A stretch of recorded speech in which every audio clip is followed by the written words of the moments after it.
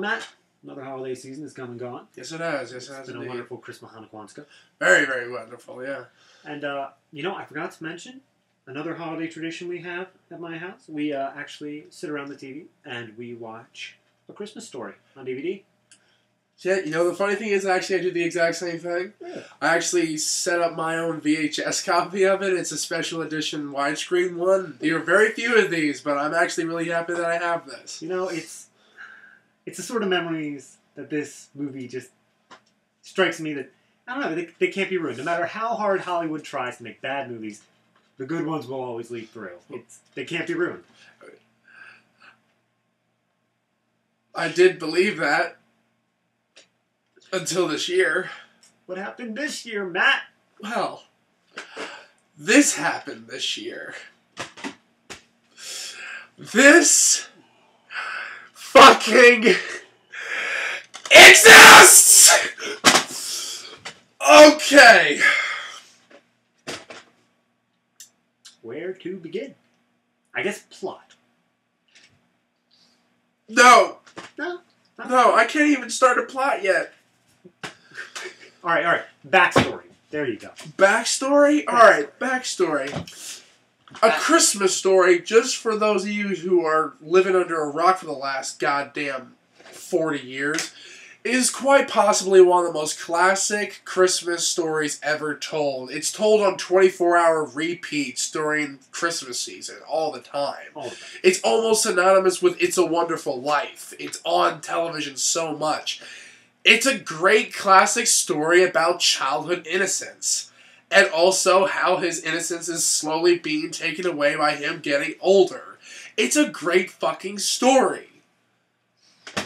They made a sequel in the 90s called A Summer Story. We didn't personally see it. I don't know, have you? I have not seen it myself. All the reviews point to based off the same source material. That's exactly the point. These two stories come from the same source material, apparently an autobiography. Hence the style of narration. Now, to be honest, actually, I've never read it myself. Same here. I'm only going off of A Christmas Story as the basis for my anger with this one. Same here. Now, however, I will say one thing. Going into watching this movie, David and I both tried to make sure we tried to watch it as a movie by itself. As if the first one doesn't actually happen. That worked for the movie. But when we actually did start trying to compare between the two films, it made us fucking livid! So, Christmas Story 2 begins with a 16-year-old Ralphie and his friends as they are learning things. One's going out for a car and they're looking at girls now and oh, it's so fun. The father's being frugal because apparently that's a thing. Everybody's doing something. Even though the father in the original movie, the only time it actually showed the fact that he was just a little pinching with his pennies is when they were buying the Christmas tree. It was just because he liked to deal stuff. He would actually, throw in extra services on top of shit. He wasn't literally pinching pennies to a point at which he was bitching about 40 cents a pound for fucking turkey. The Christmas dinner turkey, mind you. This doesn't have turkey as the Christmas dinner. They don't even try to go stoop so low as having them go to the Chinese food restaurant on Christmas Day. Though they do that. They do that the night before. I do. Yeah, fucking same thing. But they have it supposedly trying to rip off, what was it, Grumpy Old Men and whatnot. It's like fucking ice fishing. Which has nothing to do with that story. Now, to be honest, as I said, we have not read the source material, so to be honest, actually, we have no idea how much of the stuff in this movie, even though most of it obviously rips off the original, is actually in the book. So we can't testify to the fact of its accuracy to the original story. We're only basing it off of our experience with the first film. So make that a complete distinction. Having said that, this movie is anal putz! Okay. The best way to go over this movie, as it has multiple plot threads running at any time, is just to examine one plot thread at a time. Well, let's examine the shortest one, which is ironically Ralphie's. He literally is the one character in this movie that's in it the least. Yeah. Ralphie's whole story revolves around the fact that he wants this cool car. I don't know what kind of car. He mentions it 1,000 times, but honestly, There's like a 35 Mercury. So he wants this car, and during a test drive of it, he damages it and now has to save up $85 in order to pay for it. This sends him on a number of holiday seasonal jobs at this mall thing, and him and his friends, the friends from the first movie, the one with the tongue thing and the other kid. Oh, God, we'll get to that in a second. They all go through crazy hijinks at the mall to gain the money to do it. And that's it. It's exactly what you would think would happen in that scenario. Crazy hijinks ensue. They do manage to get the money, and then morals. That's the plot. That's the plot. That is what this case would have you to believe is the main plot. This is what this title would have you to believe is the main plot. That is not the main plot. That is a side plot. Matt, your opinion on this side plot? The side plot is exactly that. It's not even considered to be even important in the grand scheme of things, and Ralphie is still the narrator. He's still the narrator. Now, actually, to be honest, and I will... Alright, let's go for a second here and point out the 1 to 2 good things we saw in the film. Let's get all that out of the way quick, because this is actually probably the shortest segment of this whole episode. The narrator's dialogue. A lot of the times, it's just the same shit and whatnot over and over again with a guy who obviously is trying... Now, I don't know if he was actually the same guy. He definitely had a voice that came close to the original narrator, but I don't know. To me, actually, it just sounded like he was trying. I don't know. I don't think it was actually the same I thought guy. it was alright. I don't think it's the same guy, but I thought it was alright. Yeah, I didn't think it was horrible. But there were a few lines in there that are actually cleverly placed and whatnot. Like, when it came down to, like, after Ralphie's little brother, I can't remember his name for some reason. Why? Randy, sorry. But after Randy is sitting out with his dad on the ice fishing, it's like 10 degrees out there. Like, after that, it cuts away, and the narrator of the older Ralphie says, it's like, that's why, to this day, Randy lives in, Fort Lauderdale. I thought that was kind of funny, because it was well placed. And it does have a nice, funny quip once in a very, very long fucking while. And it's only marginally funny. It's funny in the way of you want to laugh. You really want to laugh. You're looking for shit to laugh at. And then when it finally comes, you're like, oh, see, they can write a little. They can write a little. They just choose not to. Okay. Second okay thing about the movie was... I don't even know. What was the second good thing about the movie? We were talking about one thing. What was it? Well, that was the narration. Mildly clever narration. Yeah, there was something else. What was it? See, this is how hard it is to think of something good. Something good. Oh, yeah. And the couple elements that they could. They actually had a couple parts where they really could have done something interesting. Like the relationship between Ralphie and his father. Or even better, the relationship between the father and the mom. They fuck it up. No. I believe Ralphie and the father one, that was good. That was good. The one scene where they're ice fishing together near the end of the movie. Mm-hmm. But, you know what, before we explain this, I'm going to switch over to the dad's plot, so I can just gloss over really quick. The dad's plot is the main plot. That's it. It is. It's the main plot. So he's being frugal. He has something about the furnace from the first movie, I'm assuming. The furnace is now on the fritz, and he's looking to buy a new one. I mean, it was on the fritz of the original one, but the thing is, and this is the one thing is, this is like the one running gag that they expect to keep working throughout the entirety of this film. The original one, it actually wasn't more than just a couple times that the the furnace decided to act up. And also the narrator also said that to a degree. This one, literally, for like the first hour of the film, every 5 minutes is something to do with the goddamn fucking radiator. Okay. The furnace. And then Sorry. his other plots, after trying to save a few bucks by not getting the furnace replaced, but eventually breaking down and buying the furnace, Is ice fishing for his dinner. because, as we said before, he's not willing to pay the 40 cents per pound of a turkey. Was Yeah. that it? Yeah, turkey. He wasn't willing to pay 40 cents per pound for a Oh turkey. yeah, and the funny thing is when the wife was trying to convince him to buy the turkey, she simply was just naming off all the things in the original that the narration did. Basically went after all the Bumpus's dogs, which is a gag they didn't actually have into the entire movie. You would think they actually They don't would. live in the same house. Yeah, it's not the same fucking house. No. It's not even fuck no. So Doesn't even remotely look like the original house. Not true. The stairway looks the same. That one bit, and only because probably they built a set. Probably. So, they go ice fishing to get some food on the table. He doesn't manage to get anything, but this is what leads back to the original Ralphie father story.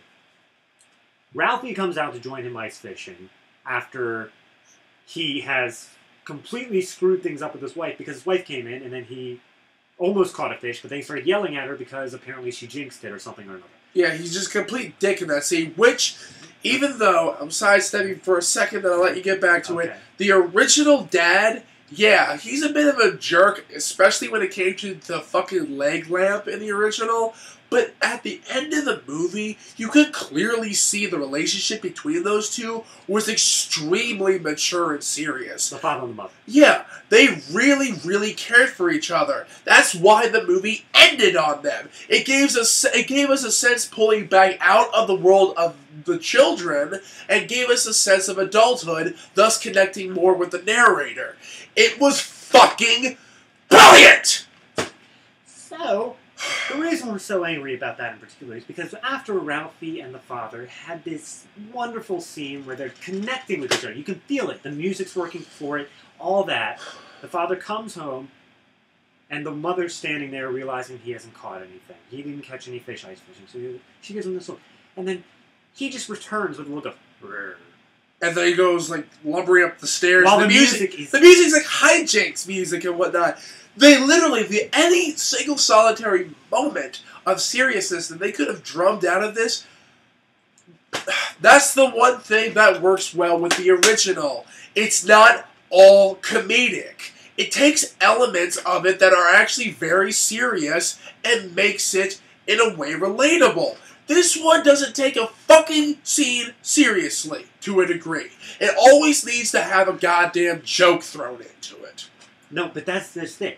When the Ralphie and the father scene, That was the one part that they didn't do it. that was serious. One part! They were having a wonderful little bit. They were honestly bonding. You can imagine father-son bonding in the most 50s American way possible. Actually, it was probably even before that. I don't know. But that was it. That was how... Yeah, it was. And it was well done. And to be honest, actually, the actors did a decent job. And then they came home and ruined it. That actually brings me to the casting in this movie. One, I don't know the majority of the people in this. I know Daniel Stern, if I'm not mistaken. But, at the same time, every single one of the actors in this movie... Now, the thing is, with the original, it wasn't really based on star power for the actors. Actually, a lot of the actors in this movie really didn't go on to extreme acclaim. However, they picked good actors to represent the characters, especially when it came to the kids.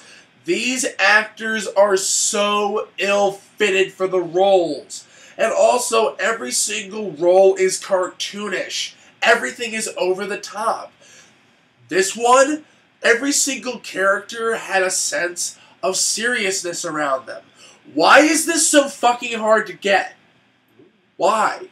It's not hard to do this and whatnot. And the reason it...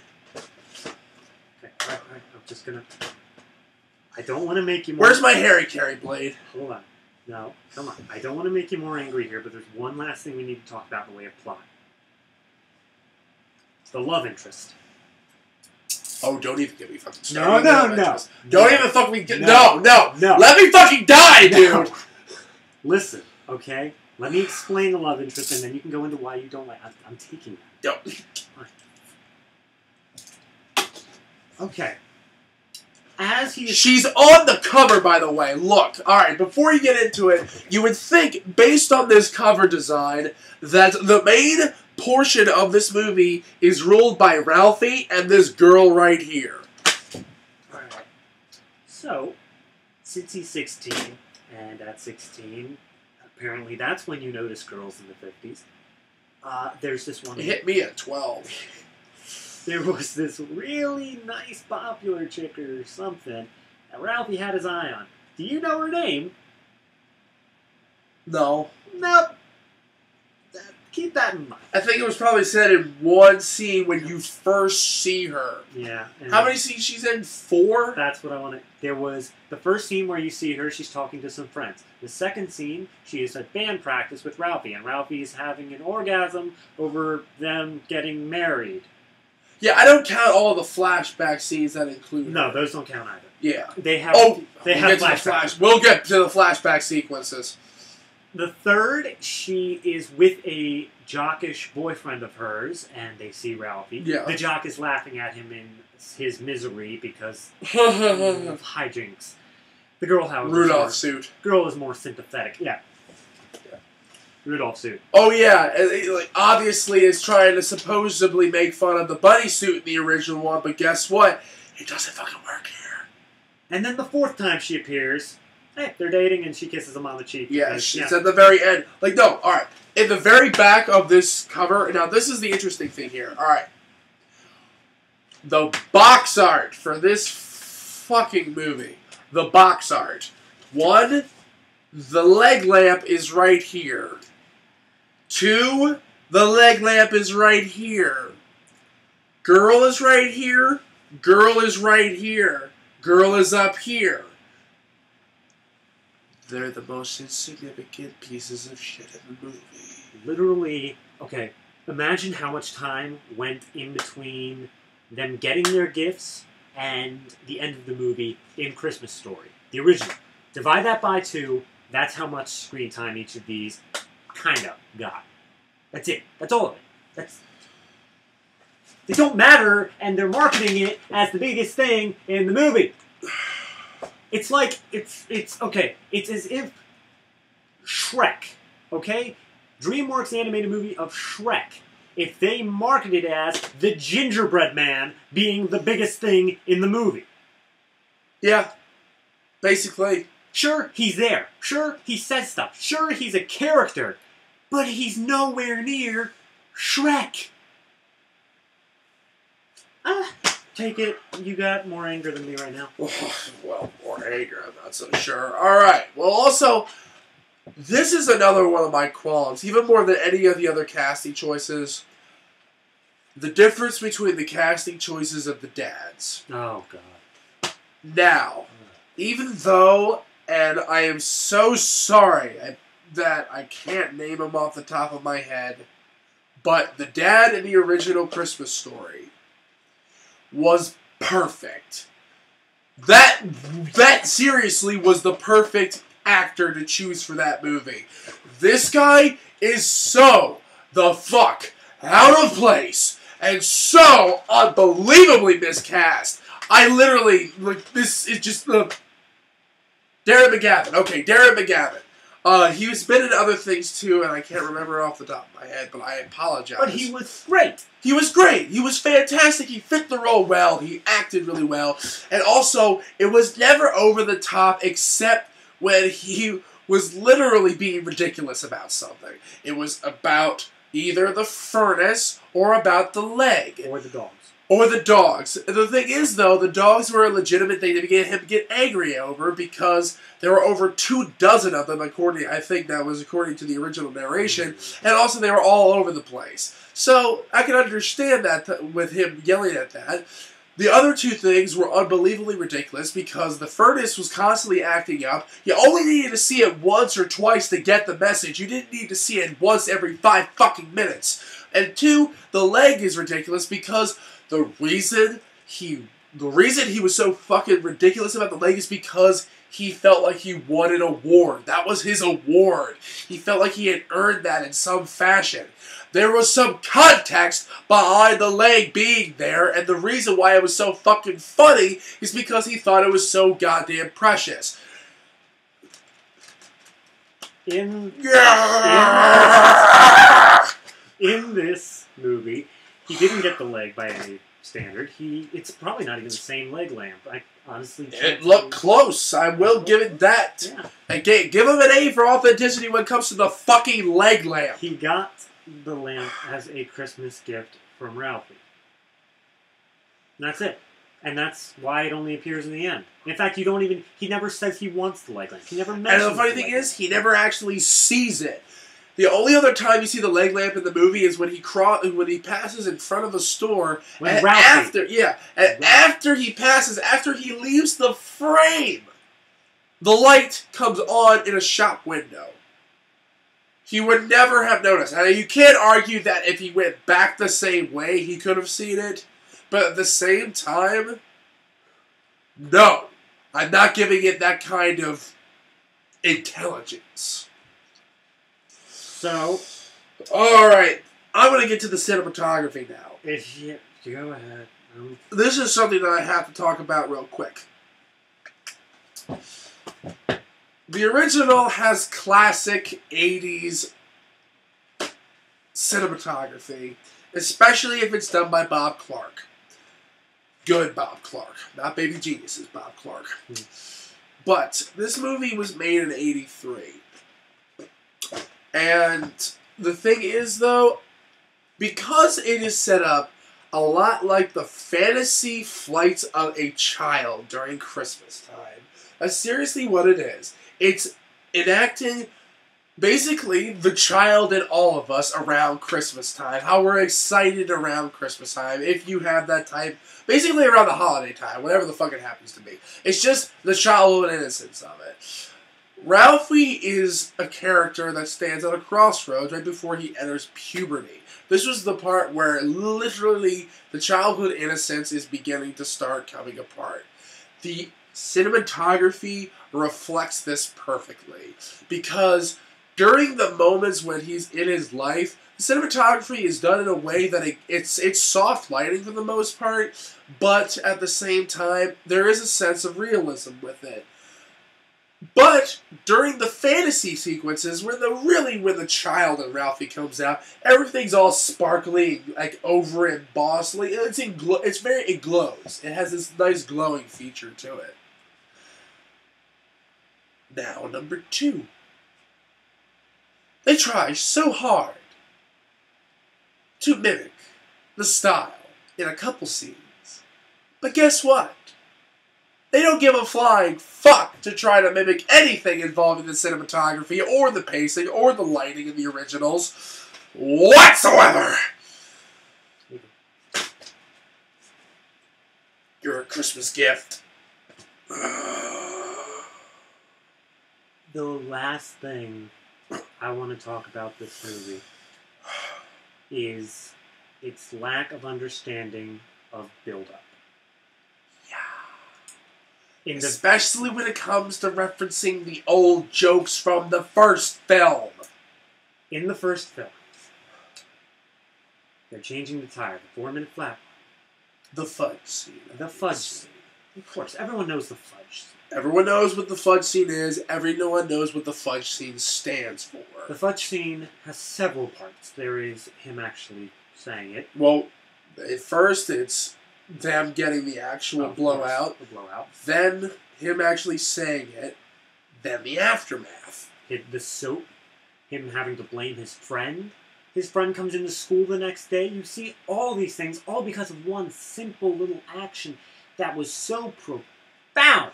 You have a great sense of cause and effect.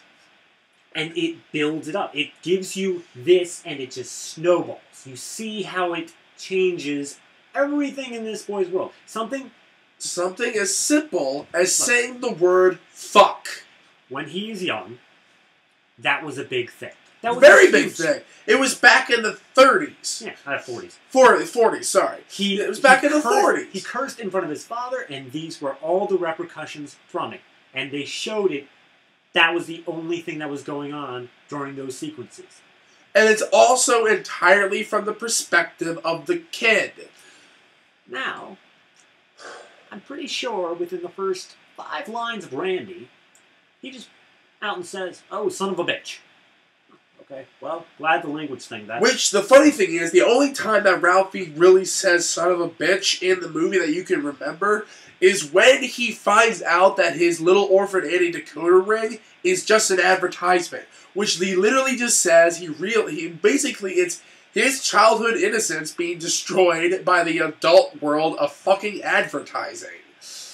It's actually, and also the thing is though, it's so subtly done that it doesn't hit you in the face with it. This movie is like getting hit in the head with a sack of fucking bricks. There is a scene in the beginning, at all points, there is a scene in the beginning in which Ralphie, as I said before, takes a test drive.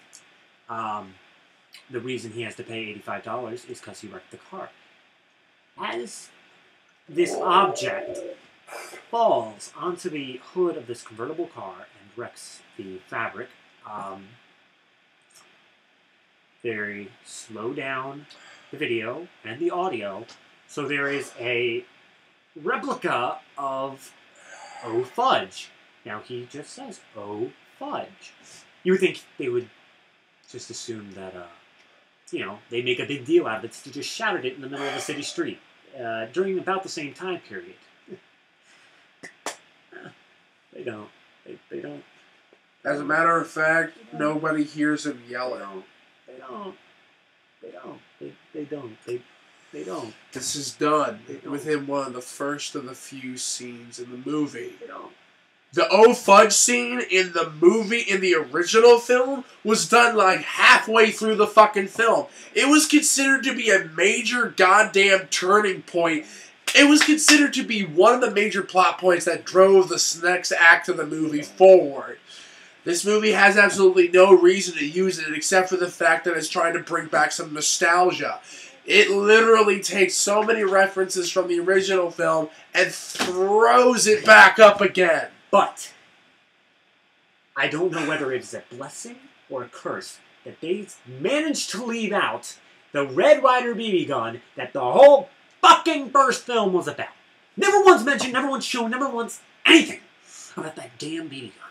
You even have reference to the little Annie decoder pin. Yeah, they just say like, and oh, you hey, we don't even fucking see a solitary frame that has somewhere in the background this goddamned BB gun sitting in the back. You know what? Give me a minute. Rant. I'll be right back. Okay. Listen, it's not the fact that it's a bad movie. It's just, why did they have to put Christmas Story on it? It's, oh dear God. It's not, it's... There! Since this goddamn movie didn't even have it in there, we'll just use my Red Ryder BB gun. You know what? Okay, alright. Matt, how much is linked in between these two films? How much are they connected? Percentage-wise. What do you say? The opening narration explains what happens in the first film, and that's fucking it! We now are making Christmas Story 3. We have the same connection percentage. So we'll start narrating. Well, it was a couple years after I just saw Christmas Story 2 around Christmas time. And I just got out my Red Ryder BB gun and shot my goddamn face off. Bye, everyone!